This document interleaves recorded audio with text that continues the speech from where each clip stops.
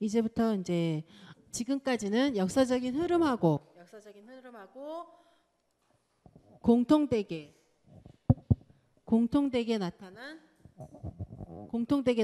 어떤 그 종교적인 영향과 민간문화 속의 어떤 한국무용들을 살펴봤습니다. 이제 공연예술로서 한국무용의 장르 구분을 하자면 이렇게 전통춤, 신무용, 창작무용, 그 다음에 전통춤의 현대화를 이룬 전통춤 재창작, 전통춤 재구성에 해당되는 이렇게 네 가지 영역으로 지금 현재 공연예술로서 한국무용이 이루어지고 있습니다. 첫 번째 전통춤 같은 경우에는 전통춤에 포함되어지는 어떤 공연활동은 궁중정제나 교방에서 추어졌던 춤들 원형 그대로 유지되고 보존되고 전승되어지는 어떤 춤의 형태라고 얘기를 할 수가 있습니다. 궁중정제에는 궁중연희를 위한 당학정제, 향학정제가 모두 포함되어지고 그 다음에 근대식 극장 설립 이후에 무대화되어진 전통춤들, 그래서 우리 정면성의 원리를 가지는 승무, 살풀이 이런 것들이 이제 대부분 전통춤에 포함이 되어지는 춤의 형태라고 할 수가 있고, 신무용은 뭐예요? 신무용은 뉴댄스가 우리나라 유입되면서 뉴댄스를 일본식으로 표기해서 신무용이라는 명칭이 붙었습니다. 그런데 우리나라는 참 재밌게 뉴댄스가 모던 댄스로 발전한 것이 아니라 뉴댄스가 한국 신무용으로 발전을 하게 돼요. 그래서 신무용이라는 아주 고유어로 지금까지 전승되어지는 춤인데요. 서양의 모던 댄스가 유입되면서 표현성을 강조하는 춤이에요. 즉 처음에 시작은 창작을 목적에 둔 춤의 형태였습니다. 그런데 주로 한국 무용의 움직임에서 영감을 받아서 작품화하는 경우들이 많았고, 그런데 이것이 주로 이제 개인의 독자적인 어떤 하나의 작품을 형성하면서 부채춤, 여러분들이 알고 있는 부채춤, 장고춤, 그 다음에 화관무 이런 형태의 개인의 작품들로 만들어지면서 이제는 신무용도 어떻게 보면 하나의 전통춤의 영역으로 분류하시는 분들도 있어요. 그 다음에 또 하나 이런 창작의 개념을 가지고 있었기 때문에 국립무용단의 무용극 형태의 춤들을 우리 보통 신무용 경향성의 춤의 형태라고 보통 이야기를 합니다. 그런데 엄밀하게 말하면 지금은 이제 국립무용단의 무용극도 창작무용에 분류를 하고 있기 때문에 신무용은 하나의 이제 최승희나 조태권에 의해서 전승되어진 어떤 무대화되어진 창작무용들을 신무용이라고 했는데, 이제는 지금 2000년대 와서 이제 신무용은 하나의 스타일로 정해진 어떤 춤의 형태를 가진다고 볼 수가 있습니다. 그다음에 세 번째 지금 현재 공연되어지는 한국무용의 형태가 바로 창작무용, 가장 활성화되어진 영역이라고도 할 수가 있는데, 안무가의 창작정신에 의해서 새로운 창작 작품으로 만들어지는 창작무용의 형태입니다. 주로 그 두 가지 경향성이 있어요. 한국적인 소재를 가지는 무용극의 형태가 있고, 무용극의 형태가 아니라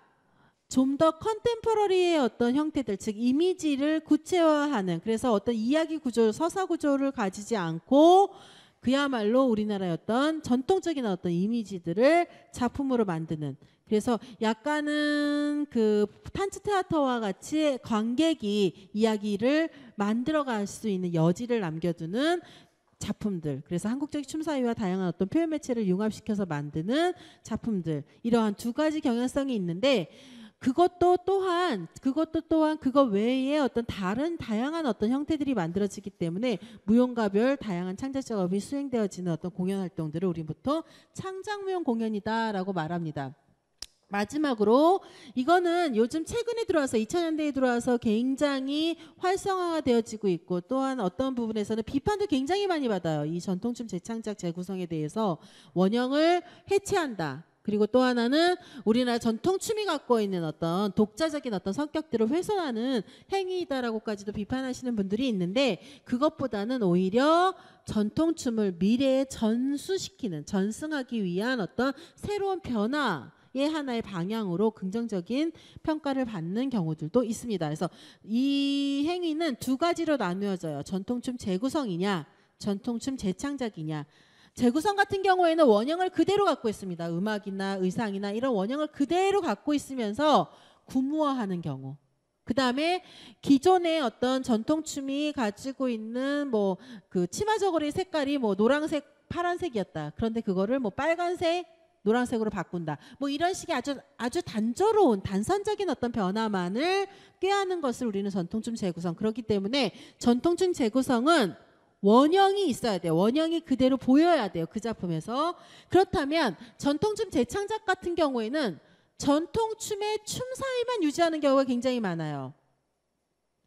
또는 춤 사이도 아니고 아무것도 아니고 도구만 가지고 하는 경우가 있어요. 도구만. 예를 들자면 지점만 갖고 온다거나 향발만 갖고 온다거나 아니면 수건만 갖고 온다거나 진세만 갖고 온다거나 이런 식의 어떤 것들. 그래서 완전히 어떤 새로운 창작 작품 같은 어떤 분위기를 풍기는 전통춤의 형태를 가지는 것이 바로 전통춤 재창작이라고, 전통 재창작이라고도 보통 이야기를 하고, 이 전통 재창작에는 기존의 원형을 가지고 있는 전통춤을 이렇게 변형시키는 경우도 해당되지만, 또 하나는 뭐냐면 아까 얘기했듯이 바리바리 촘촘 디딤새처럼 전통춤을 토대에 두고 안무가가 재해석하는 작품들도 전통 재창작 춤이다라고 이야기할 수가 있습니다. 이 두 가지 양상이 모두 포함되어지는 양태라고 볼 수가 있어요. 그래서 우리나라 춤, 한국 춤은 공연예술에서 한국 춤은 이렇게 네 가지로 구분을 하고 있습니다. 그래서 안무자들이 자신의 춤은 신무용이다, 자신의 춤은 전통춤이다, 자신의 춤은 전통 재창작 춤이다, 아니면 자신은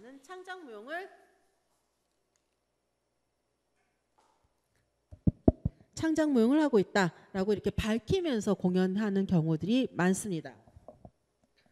그 중에서도 이제 전통무용의 재창작과 재구성에 대해서 조금 더 구체적으로 살펴본다면, 사실은 저는 전통춤의 재창작과 재구성을 좀 긍정적으로 바라보는 입장이 있습니다. 그래서 이제 좀 더 깊이 있게 살펴본다면, 전통춤 재구성은 동물을 군무하는 경우들이 대부분 여기에 포함이 되어지는데요. 춤 사이는 그대로 유지를 하면서 무대 구도만 바꾼다거나 의상만 바꾼다거나 또는 리듬을 약간씩 조율하는 경우가 있어요. 보통 우리나라는 진양조에서 시작해서 자진머리, 굿거리로 끝나는 경우가 많습니다. 우리나라 음악 구성 자체가. 그런데 이 재구성 같은 경우에는 뭐 올림체를 진양조 앞에다 넣어서 막 휘몰아 쳐갖고 시선을 앞으로 끌게 만든다거나 이런 식의 리듬을 변화시키는 경우들은 있어요. 그리고 춤의 주제 및 정신은 그러다 보니까 춤이 가지고 있는 주제라든가 정신은 그대로 유지하면서 형식만을 바꾸는 경우들이 여기에 포함이 되어집니다. 그래서 재구성은 형식적인 측면에서 원형이 전승되어지는 것이 우선적으로 고려되어야 되는 어떤 양상이라고 할 수 있다면, 전통춤 재창작은 원형이 중요한 것이 아니라 안무자가 가지고 있는 춤에 대한 새로운 해석이 가장 중요해요. 그렇기 때문에 재구성보다는 재창작이 변화 양상이 많겠어요, 적겠어요? 많을 수밖에 없겠죠. 많을 수밖에 없고 원형을 찾아볼 수 없는 경우들도 종종 있습니다. 종종.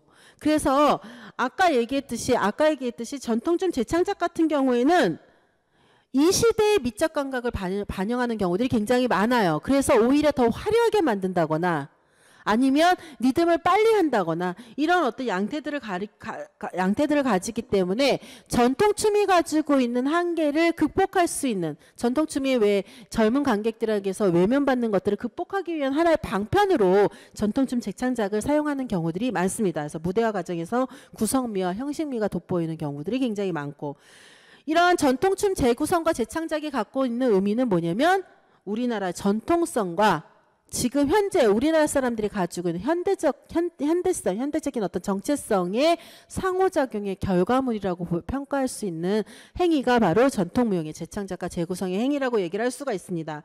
전통춤 재구성과 재창작의 경우 단순히 외적 형식이나 형식만을 변형시킬 문제점이 있어서 원형 전승이 어렵다고 비판하는 경우들도 있어요. 그러나 그럼에도 불구하고 현대화는 중요한 어떤 하나의 전통춤을 추는 사람들의 의무예요. 왜냐하면 보세요. 전통춤을 보지 않고 전통춤을 전승하지 않는다면 그 춤이 남아있어요? 남아있을 수 없어요? 없습니다. 즉 미래에 전승하고 보존시키기 위해서라도 지금 우리의 감각대로 변형시켜서 새로운 어떤, 그러니까 전통춤의 원형을 가지고 있으면서 새로운 어떤 의식들을 불러일으킬 수 있는 어떤 춤의 형태로 발전시킬 필요는 있다는 거예요. 그리고 또 하나는 춤이라는 것은 뭐예요? 춤이라는 것은 추는 사람에 따라서 달라질 수밖에 없겠죠. 왜 그럴까요? 춤은 사람이 추기 때문에 그 사람이 가지고 있는 신체적인 조건이라든가 그 사람이 가지고 있는 정서적인 배경이라든가 이런 게 다 다르기 때문에 춤은 동일한 춤을 추더라도 다른 춤이에요. 이건 조금 있다가 다다음 시간 정도에 우리가 춤에 대한 어떤 그 자필적 본성인가 대필적 본성에 대해서 이야기하면서 좀 더 구체적으로 얘기를 하겠지만, 어찌됐든 간에 춤이라는 것은 지금 이 시대를 살아가고 있는 사람들이 유지할 수 있는 범위 내에서 수용을 할 수 있는 거라는 거죠. 그렇기 때문에 춤은 지금 현대성을 담지한 안무가의 새로운 해석도 굉장히 중요한 요소라고 이야기를 할 수가 있고, 그런 어떤 특징들 때문에 사실은 춤은 항상 변화 가능성 있는 것에 오픈되어 개방되어져 있는 것이 바로 춤 예술이 가지고 있는 특징이라고 얘기를 할 수가 있습니다. 그래서 저는 개인적으로 전통춤의 재구성과 재창작은 굉장히 예술적인 어떤 활동으로서는 굉장히 가치가 높은 어떤 활동이고, 또 하나 전통춤을 미래에 전승하기 위한 방편으로 굉장히 중요한 형태라고 보고 있습니다. 네, 지금 앞에 보시는 이 춤이 바로 여러분들이 너무나 잘 알고 있는 부채춤인데요. 이 춤은 1954년에 동무로 만들어진 작품이에요. 동무로. 원래는 동무로 만들어졌는데 68년 멕시코 올림픽 때 이제 한국의 문화사절단이 파견이 되면서 그때 군무화되어진 춤이 바로 이 부채춤입니다. 근데 여러분 그 모르는 분들이, 일반적인 사람들이 이 군무를 많이 알고 있죠. 부채춤을. 예, 그래서 이게 이제 이렇게 군무를 만드는데, 이 군무를 만들 때 이 김배봉이라는 사람이 가장 중점을 뒀던 게 뭐냐면 우주의 조화 원리를 표현하기 위한 원형 구도라든가, 그 다음에 여러분들 그 왜 그 부채춤 보시면 파도 치는 어떤 모습들 있잖아요. 즉 선의 움직임들을 굉장히 강조하면서 기하학적인 구도를 가지고 있는 것이 바로 이 부채춤의 특징이에요.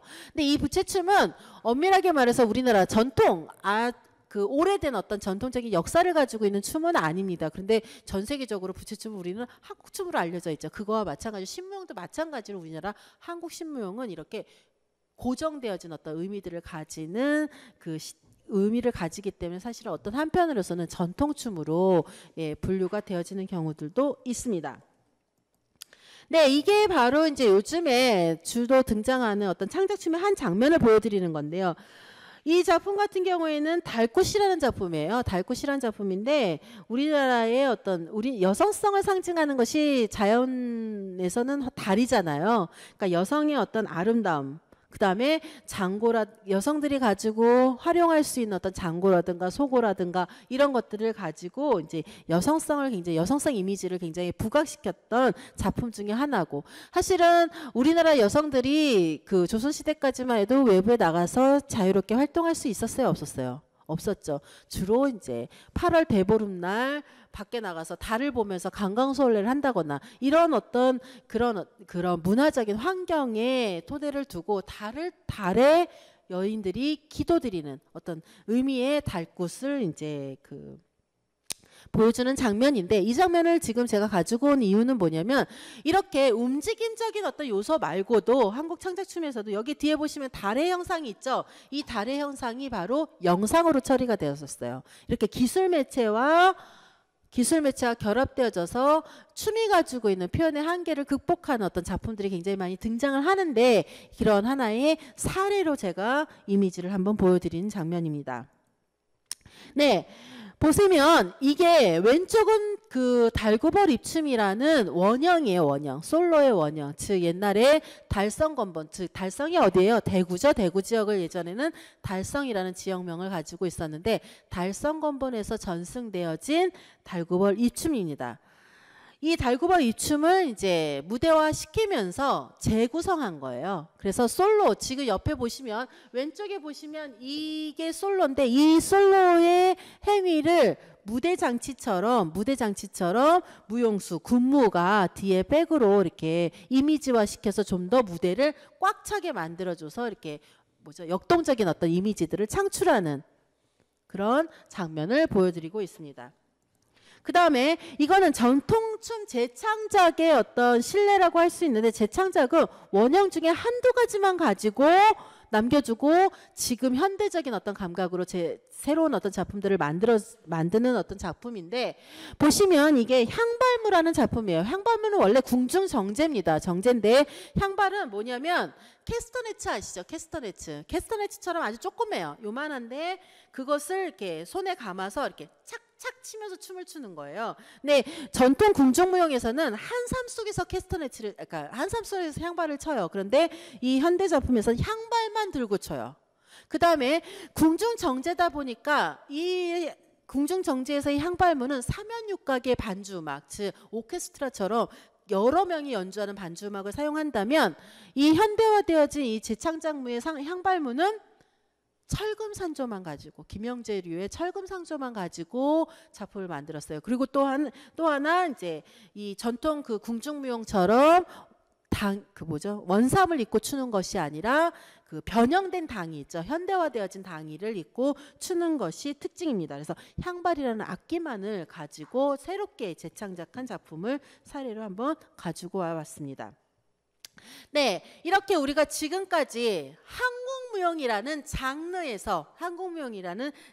발전 양상에 대해서 공부를 했습니다. 그런데 우리가 하나 놓치지 말고 가야 되는 게, 우리나라 한국의 무용에서는 5, 60년대부터 발레와 현대무용도 동일하게 발전을 하게 돼요.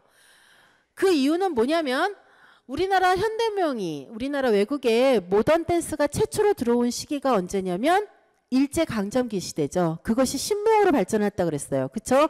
그런데 5, 60년대가 되면서 그 당시 신무용이라고 할 수 있는 표현주의 무용을 그대로 전승하면서 현대무용가로 활동했던 사례들이 발견이 됩니다. 특히나 일본에서 모던 댄스를 배워온 무용가들이 등장하는데, 그때 바로 서울의 박예선과 대구의 김상규라는 사람이 있어요. 이 박예선이라는 사람은 실제로 이화여대에 무용과가 생기기 전에 체육과의 무용전공 교수로 잠깐 있다가 지금은 도미안 무용가입니다. 이 사람들은 마리비그만식의 표현주의 무용을 그대로 전승하면서 한국적인 소재를 갖고 하는 것이 아니라 그야말로 그들이 가지고 있는 개인적인 감정이라든가 정서, 이런 것들을 통해서 현대무용 활동을 했던 두 사람의 어떤 활동들이 발견이 됩니다. 근데 이들이 사실 김상규라는 사람은 1969년도 서울무용제에서는 무용수상을 받은 최고 무용수상을 받고 2등을 했던 안무가이기도 합니다. 그런데 그럼에도 불구하고 실제로 이들의 어떤 춤들이 전승되어지지 못했던 이유는 이들이 이제 제도권 안으로 들어오지 못했던 안무가들, 무용가들이었기 때문에 그렇습니다. 그래서 우리는 본격적으로 이제 모던 댄스라는 현대무용이, 지금 현재 한양대도 현대무용, 한국무용, 발레 전공이 나누어져 있잖아요. 그런 것처럼 이제 모던 댄스라는 장르가 시작된 것이 바로 1963년도에 무용과가 생기면서 제도권 안으로 들어오면서 이제 본격적으로 시작이 되어지는데, 실제로 이때 주로 추었던 춤의 형식은 미국식 현대무용이에요. 즉 마사그레엄 현대무용을 우리는 전승을 했습니다. 전승했다는 게 조금 우습긴 한데 어찌됐든 간에 마사그레엄 스타일의 춤을 유지를 하게 돼요. 왜? 1963년도에 이화여대 무용과가 생기면서 유관순이라는 사람에 의해서 현대무용 전공이 만들어집니다. 근데 이 유관순이라는 사람이 배출한 제자들이 전국의 현대무용 교수로 발령을 받게 돼요. 특히 여기도 마찬가지 김복희 교수님도 유관순 선생의 제자였었어요. 원래는. 근데 나중에는 이제 창작의 방향성이 달라서 이렇게 다른 어떤 길들을 갖게 되는데, 실제로 보면 마사그레엄 학교에서 그 수학을 하고 온 유관순에 의해서 만들어진 것이 지금의 현대무용의 어떤 장르의 하나의 큰 토대가 됐다라고도 이야기를 할 수가 있습니다. 그런데 이제 그들이 이제 주로 활동을 했던 건 이렇게 대학 동문무용단도 만들었지만 1970년대 이후에 한국현대무용단이라는 명칭으로, 지금은 이제 국립현대무용단이 생겨서 그 한국현대무용단이 없어졌는데, 한국현대무용단 또는 한국컨템포러리 무용단이라는 명칭으로 우리나라의 현대무용을 주도하게 됩니다. 그런데 80년대까지만 해도 사실은 우리나라 문화를 현대화시키는 현대무용의 소재로 주로 사용을 했었어요. 그래서 한국적 현대무용이다라는 것을 만들기 위해서 굉장히 많은 노력을 했던 있고, 또 하나는 이화여대 출신들의 어떤 교수들에 의해서 마사그램 테크닉이 확산이 되면서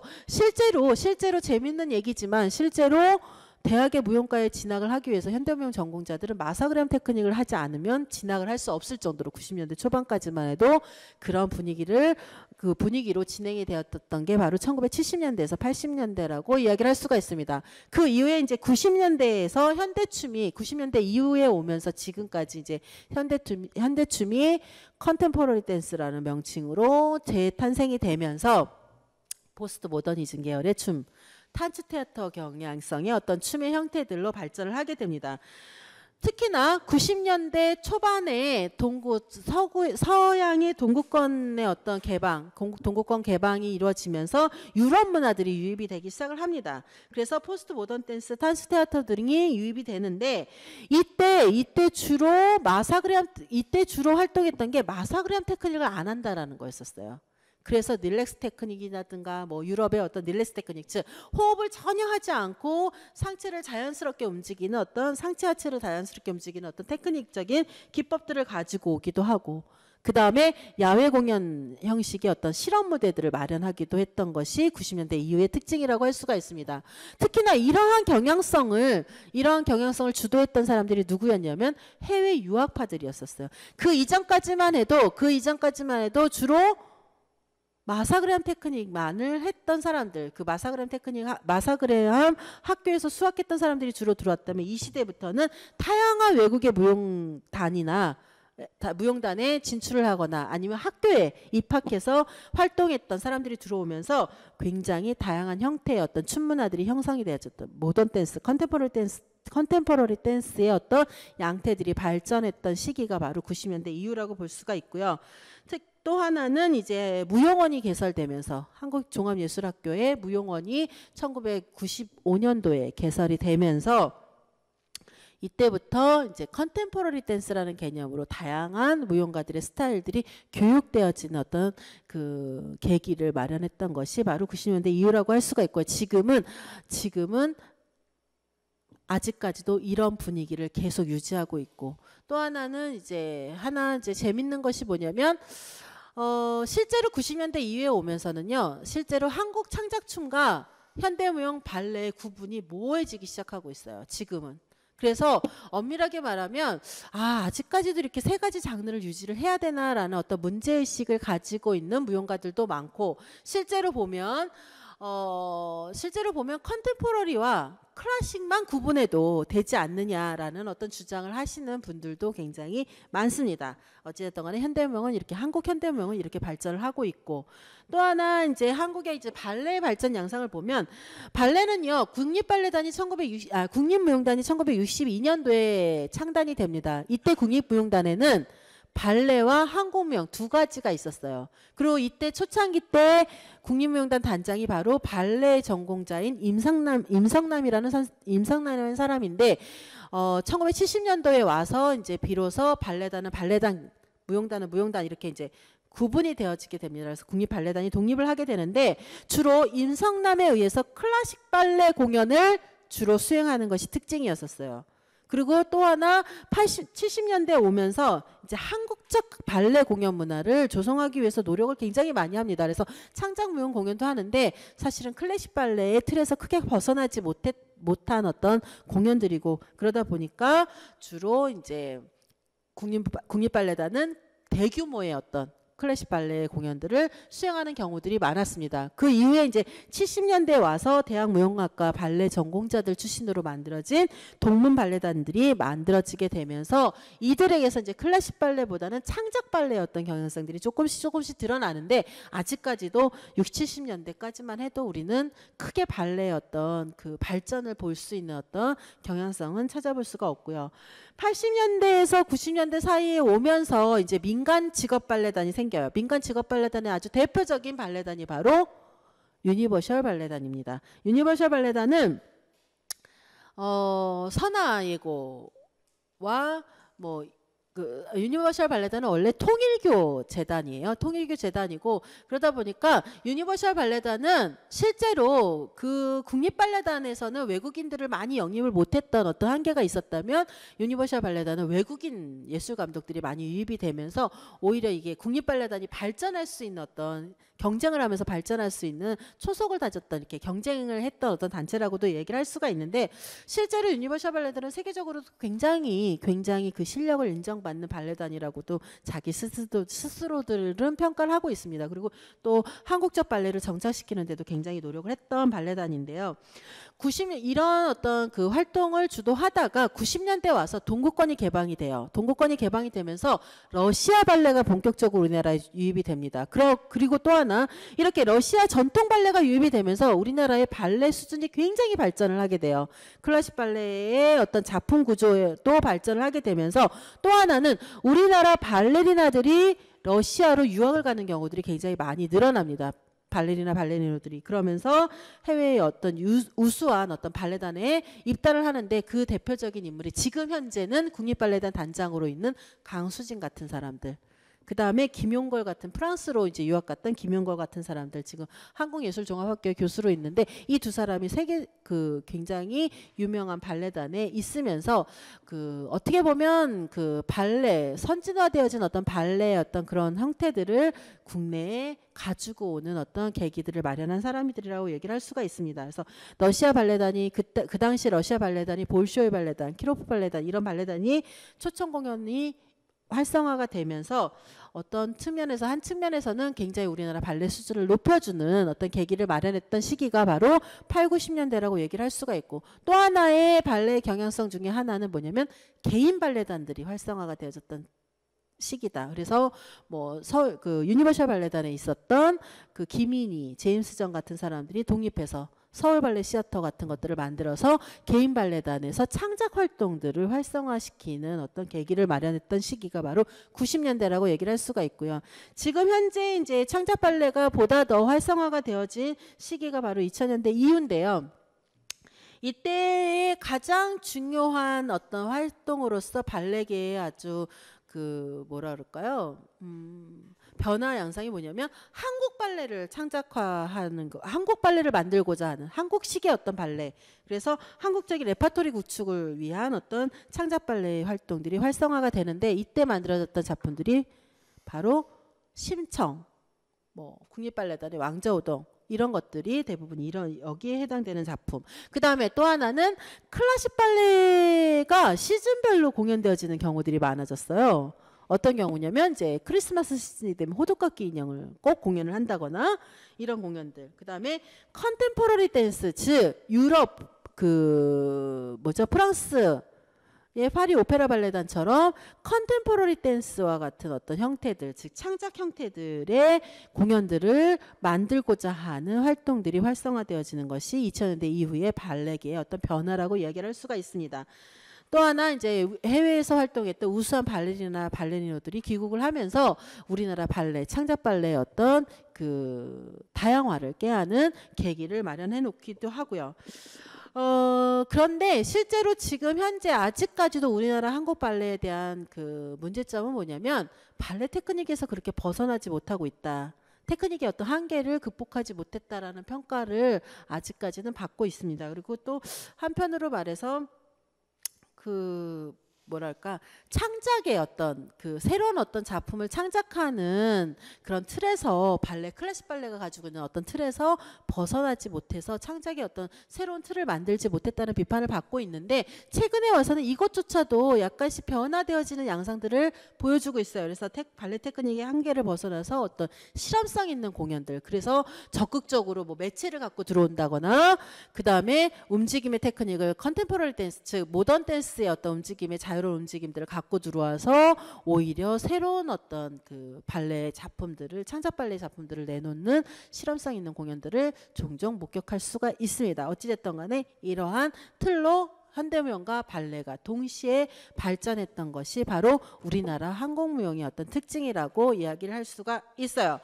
예, 이렇게 우리 이제 한국무용의 역사부터 그 다음에 한국무용의 현대 그 한국무용 속에 있는 우리나라 전통적인 어떤 문화, 한국 춤문화, 그 다음에 같은 어떤 시대에 다른 어떤 장르로 발전한 현대무용 발레까지 우리가 총괄해서 우리 이제 한국의 무용에 대해서 살펴봤습니다. 실제로 우리나라의 우리나라 춤문화에서 아직까지도 깨지 못하고 있는 게 이 장르 구분에 대한 부분인데, 지금은 오히려 이제 공연 활동을 하는 필드에 나가면 오히려 지금은 컨템포러리와 클래식, 컨템포러리와 전통 이렇게 두 가지로만 구분이 되어지지, 사실은 이렇게 우리가 지금 공부하듯이 이렇게 딱딱 그러니까 양식이 명확하게 차이가 나고 명확하게 구분되어지진 않는다고 이야기를 할 수가 있고요. 그래서 다음 시간에는 우리가 도대체 지금 공연 문화는 어떻게 이루어지고 있는지에 대해서 공부를 하도록 하겠습니다. 근데 다음 시간에 사실은 요즘에 공연 문화가 어떻게 이루어지는지를 보려면 이제 영상을 많이 봐야 되는데, 이제 촬영이나 이런 것 때문에 이제 영상을 최소화하면서 그런 경향성에 대해서 이제 이미지 가지고 설명을 하는 방향으로 이제 준비를 하도록 하겠습니다. 네, 오늘 여기까지 하시고요. 수고하셨습니다.